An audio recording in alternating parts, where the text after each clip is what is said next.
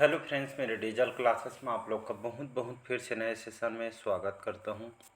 तो चलिए, हम कंप्यूटर का जो सेशन यहाँ पे चला रहे थे, हमारा 13वां पार्ट है। ठीक है जी, पूरा बेसिक से हम पढ़ रहे थे कंप्यूटर का जो भी सिलेबस में आपका दिया होगा हॉस्टल वार्डन के लिए, साथ ही साथ अन्य एग्जाम का भी काम आएगा। ठीक है, सेंट्रल गवर्नमेंट में बैंक वगैरह या SSC वगैरह की तैयारी कर रहे होंगे तो सभी एग्जाम का है।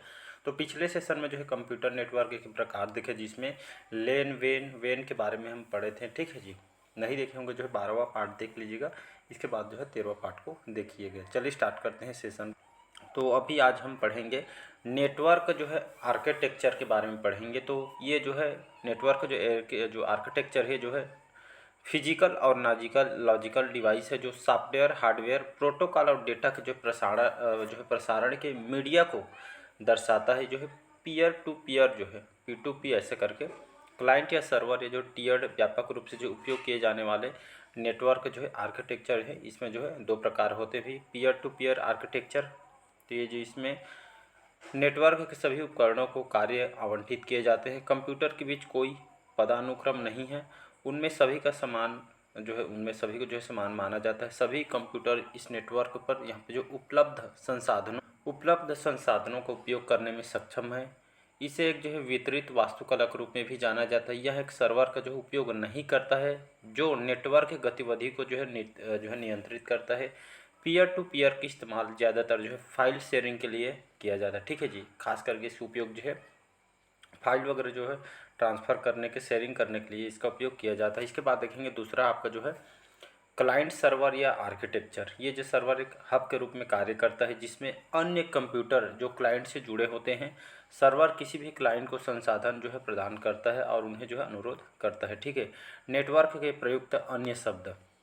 तो प्रोटोकॉल कंप्यूटर नेटवर्क पर एक डेटा का जो है आदान प्रदान करने के लिए दिशा निर्देशों का एक सेट है, जैसे लोकल एरिया नेटवर्क, इंटरनेट आदि। ये सभी जो है नेटवर्क के प्रकार हैं। इसके बाद देखिए ईथरनेट सबसे व्यापक रूप से इस्तेमाल की जाने वाली लैन तकनीक है, जो आपका टीसीपी और आईपी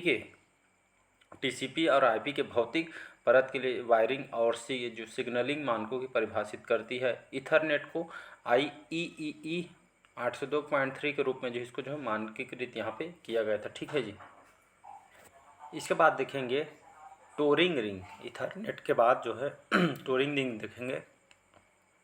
टोरिंग रिंग क्या होता है? तो ये जो एक स्थानीय क्षेत्र नेटवर्क टोपोलॉजी है, जो जहाँ जो है नोड्स को रिंग टोपोलॉजी में व्यवस्थित किया जाता है। डेटा नेटवर्क पर नोड्स के बीच ये आपको गुजरता है जब तक कि यह जो सोर्स है स्टेशन पर वापस नहीं आता है।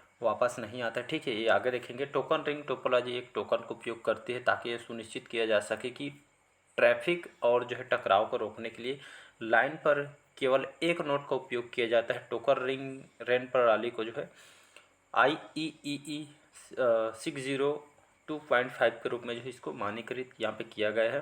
फाइबर डिस्ट्रीब्यूटेड डेटा इंटरफेस, जिसको FDDI बोलते हैं। तो FDDI एक जो है ऑप्टिकल डेटा संचार मानक है, जिसका उपयोग लंबी दूरी के नेटवर्क के लिए किया जाता है, जो फाइबर ऑप्टिकल लाइनों के साथ संचार प्रदान करता है। ये जो प्रोटोकॉल जो है टोकन रिंग प्रोटोकॉल पर ये आपका जो है आधारित होती है। इसके देखेंगे नेटवर्क टोपोलॉजी। तो नेटवर्क टोपोलॉजी के एक नेटवर्क नोड्स और कनेक्टिंग लाइनों की व्यवस्था है। फिजिकल टोपोलॉजी और जो है लॉजिकल या सिग्नल टोपोलॉजी नेटवर्क जो है टोपोलॉजी के प्रकार हैं। ठीक है, इसमें जो है और यहाँ पढ़ेंगे फिजिकल टोपोलॉजी जो कनेक्टेड नेटवर्क के जियोमेट्रिक लेआउट को जो है संदर्भित करता है। ये जो बस topology, ring topology, tree topology, mesh topology, star topology और हाइब्रिड टोपोलॉजी, जो फिजिकल टोपोलॉजी के कई यहाँ पे जो है रूप होते हैं। इसके बाद देखेंगे बस टोपोलॉजी डिग4। जो बस टोपोलॉजी प्रणाली में प्रत्येक कंप्यूटर और नेटवर्क एक ही केबल का उपयोग करके ये जुड़े हुए हैं।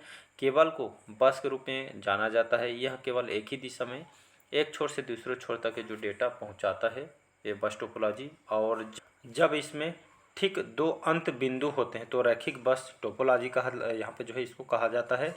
एक नेटवर्क जो बस टोपोलॉजी का उपयोग करता है उसे बस नेटवर्क कहा जाता है। बस नेटवर्क एक जो है इथरनेट नेटवर्क का जो है आपका मूल रूप होता है। ठीक है, यहाँ पे देख सकते हैं चित्र के माध्यम से। ठीक है जी, इसके बाद देखेंगे आगे ring topology डिग3।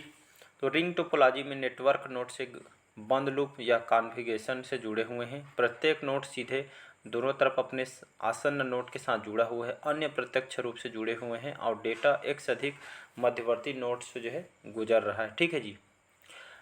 Dual ring topology, जब प्रत्येक नेटवर्क नोड के बीच दो कनेक्शन होने से ट्रांसमीटर द्विदिश होता है तो इसे जो है ड्यूलिंग रिंग टोपोलॉजी कहा जाता है। यह एक नेटवर्क निरर्थक टोपोलॉजी है जहां नोड्स चार शाखाओं के साथ दो संक्रेदित रिंग का जो उपयोग करके जुड़े हुए हैं। यदि एक रिंग विफल हो जाती है तो दूसरी रिंग नेटवर्क को बनाए रखने के लिए एक जो है बैकअप के रूप में जो है कार्य कर सकती है। ठीक है जी। तो यहाँ पे देख सकते हैं यह ड्यूल रिंग टोपोलॉजी है। इसके बाद देखिए ट्री टोपोलॉजी डिस्क 7। तो यहाँ पे ट्री टोपोलॉजी नेटवर्क दो या दो से अधिक स्टार नेटवर्क एक रूट नोड से जुड़े होते हैं और अन्य सभी नोड्स का एक जो पदानुक्रम का निर्माण करते हैं। इसे पदानुक्रमित टोपोलॉजी भी कहा जाता है। ठीक है जी। ये जो पदानुक्रम के लिए कम से कम 3 स्तर जो है होना चाहिए। इस प्रकार के टोपोलॉजी वाइड एरिया नेटवर्क का उपयोग किया जाता है। ट्री टोपोलॉजी ट्रबल शूटिंग के लिए इसकी जो है मापनीयता और पहुंच के लिए यहाँ पे मूल्यवान है। यहाँ पे देख सकते हैं। ठीक है जी। इसके बाद देखेंगे आगे स्टार टोपोलॉजी डिग 5। एक स्टार टोपोलॉजी में सभी नोड्स एक केबल के माध्यम से एक ही नोड से जुड़े होते हैं। यह नोड केंद्रीय नोड है। डेटा हब के माध्यम से एक नोड से दूसरे में भेजा जा सकता है। हब डेटा प्रवाह के लिए पुनरावर्तन के रूप में जो है कार्य करता है। यह जो है ट्विस्टेड पेयर ऑप्टिकल फाइबर या कोएक्सियल केबल के साथ इस्तेमाल किया जा सकता है। देख सकते हैं। ठीक है जी। चित्र के माध्यम से मेश टोपोलॉजी डिग 6। मेश टोपोलॉजी में प्रत्येक नोड में केवल दो नोड्स के बीच ट्रैफिक होता है। इसे जोड़ता है पॉइंट टू पॉइंट कलेक्शन जो चैनल्स में n-2 फिजिकल चैनल है और जो n उपकरणों को यहाँ पे जोड़ने के लिए है। ठीक। तो जोड़ने के लिए इन उपकरणों को जोड़ने के लिए इसका जो उपयोग यहाँ पे जो है किया जाता है। तो इसके बाद देखेंगे उदाहरण के लिए अगर हम देखेंगे तो उदाहरण प्रत्येक टेलीफोन क्षेत्रीय कार्यालय को हर दूसरे क्षेत्रीय कार्यालय से जुड़ा होना चाहिए। सही भी है। मेश टोपोलॉजी पर डेटा संचारित करने के लिए दो तकनीक है, वे रूटिंग और फ्लेडिंग। रूटिंग डेटा को सबसे कम दूरी का उपयोग करके पदनाम तक पहुंचाने के लिए निर्देशित करने के लिए नोड्स का एक रूटिंग लॉजिक है। फ्लडिंग डेटा नेटवर्क में सभी नोड्स को प्रेषित किया जाता है, इसलिए कई रूटिंग जो है इसमें आवश्यक नहीं। इसके बाद देखेंगे आगे मेश टोपोलॉजी के प्रकार। तो पार्शियल मेश टोपोलॉजी, ये इस टोपोलॉजी में कुछ नोड्स सभी नोड्स से जुड़े होते हैं और कुछ नोड्स केवल कुछ नोड्स से जुड़े होते हैं। फुल मेश टोपोलॉजी प्रत्येक नोड एक दूसरे से जुड़ा हुआ है। हाइब्रिड टोपोलॉजी, ठीक है, मेश टोपोलॉजी, बस topology, star topology, ring topology, यहाँ पे देख सकते हैं चित्र के माध्यम से ये आपका जो है बना हुआ है। इसमें देखेंगे यह दो या दो से अधिक टोपोलॉजी के समूह है। यह एक जो है मापनीय टोपोलॉजी है और इसे आसानी से विस्तारित किया जा सकता है। यह विश्वसनीय लॉजिकल सिग्नल टोपोलॉजी है और लॉजिकल टोपोलॉजी निरूपित करती है कि पूरे सिस्टम में नोड से नोड तक कैसे सिग्नल प्रसारित होते हैं। ब्रॉडकास्ट और टोकन पासिंग दो प्रकार के लॉजिकल टोपोलॉजी है। प्रसारण में निर्देशों की कोई जो इसमें जो आवश्यकता नहीं है। ईथरनेट प्रसारण में काम कर रहा है। टोकन पासिंग में प्रत्येक नोड में इलेक्ट्रॉनिक टोकन पारित किया जाता है। जब नोड द्वारा एक टोकन प्राप्त होता है और नोड नेटवर्क में जो है डेटा भेज सकता है। टोकन रिंग और फाइबर डिस्ट्रीब्यूटेड डेटा इंटरफेस जो FDI बोलते हैं टोकन पासिंग का उपयोग कर रहे हैं और आर्क नेट एक बस टोपोलॉजी पर पासिंग यहाँ पे टोकन है। ठीक है जी। इसके बाद देखेंगे ओपन सिस्टम इंटरफेस मॉडल जिसको OSI मॉडल बोलते हैं। तो ओपन सिस्टम इंटरकनेक्शन जो OSI मॉडल एक अमूर्त और तकनीक व्यवस्था है जो विभिन्न सिस्टम प्रोटोकॉल का उपयोग करके दो प्रणालियों के बीच नेटवर्क संचार का जो है वर्णन करता है। OSI मॉडल अंतर्राष्ट्रीय मानक संगठन ISO बोलते हैं, इसका जो कैलिफोर्निया में जो इसका हेडक्वार्टर है, द्वारा विकसित किया गया। यह डेटा को एक दूसरे से पहुँचाने के लिए इसकी जो है 7 लेयर हैं। कौन कौन से लेयर है देखेंगे। तो यहाँ पे देखेंगे लेयर्स इन द जो OSI मॉडल। तो भौतिक परत जो 1 है यह जो OSI मॉडल की सबसे निचली लेयर है। यह उपकरणों के बीच जो है बिट लेवल ट्रांसमिशन से संबंधित है। यह जो इंटरफेस और ट्रांसमिशन माध्यम के यांत्रिक और विद्युत जो है विनिर्देशों का समर्थन करता है। हब, रिपीटर, मॉडेम केवल फिजिकल लेयर इसमें जो डिवाइस है इस लेयर की डेटा यूनिट बिट है।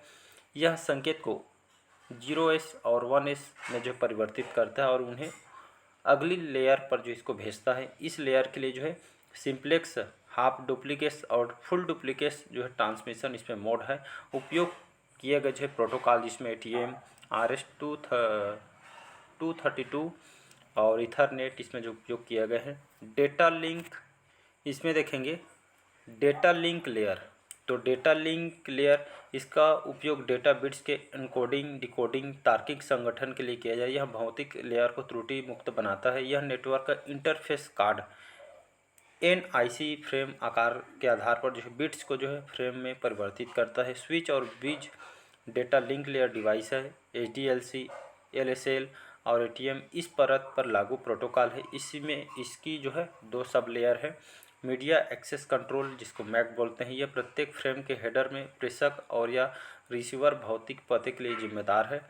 CSMA CD इथरनेट को प्रोटोकॉल के रूप में इसको जो उपयोग किया जाता है। लॉजिकल लिंक कंट्रोल LLC यह फ्रेम मैनेजमेंट, एरर चेकिंग और डेटा को फ्लो कंट्रोल के लिए आपका जो है जिम्मेदार होता है। इसके बाद देखेंगे हम नेटवर्क लेयर। यह नेटवर्क कंजक्शन से बचने के लिए नेटवर्क संचार में डेटा संचारित करने के लिए सबसे छोटा रास्ता प्रदान करता है। डेटा को लॉजिकल नेटवर्क या पथ के माध्यम से पैकेट के रूप में जो प्रेषित किया जाता है।